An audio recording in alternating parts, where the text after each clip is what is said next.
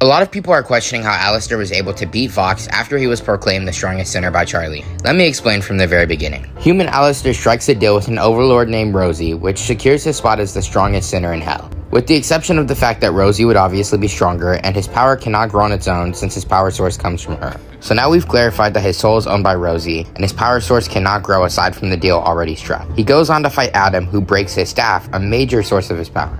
And as Rosie says herself, "You really thought being the most powerful sinner, which you are, meant you could take on an archangel?"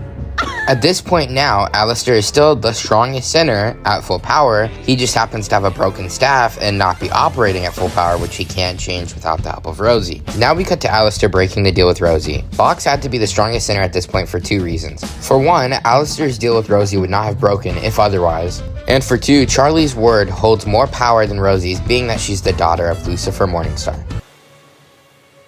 Vox is the strongest sinner in hell. So, while Vox is the strongest sinner, how does Alastor manage to beat him in a fight afterwards? It's very simple. There's two reasons he beats him. For starters, I'd say that Alastor is more experienced in battle than Vox is, but the main reason that Alastor actually beats Vox is very simple. Because as I've clarified at the beginning, his power being held by Rosie means that he was unable of growing in strength. Now, with his soul free and unbonded by Rosie, he's able to grow in strength, allowing him to become stronger than his previous self. What this means fully explained is that Vox manages to surpass full power contract Alastor with his staff intact, as he needs to be strong enough to break the contract with Rosie. Then Alastor, with his soul freed, manages to go on and get stronger and beat Vox mid-fight. This means that Season 2 Alastor is significantly above his Season 1 self. And then on top of the fact that he manages to surpass his previous self with his staff, while his staff is broken, he manages to strike another deal with Rosie to repair his staff. Therefore, at the end of the season, Alastor secures his spot as the strongest sinner in hell again, even stronger than he was before, and manages to beat Vox, who was the strongest sinner at one point. So, tell me who would win in the comments. Season 2 finale Alastor with his staff healed,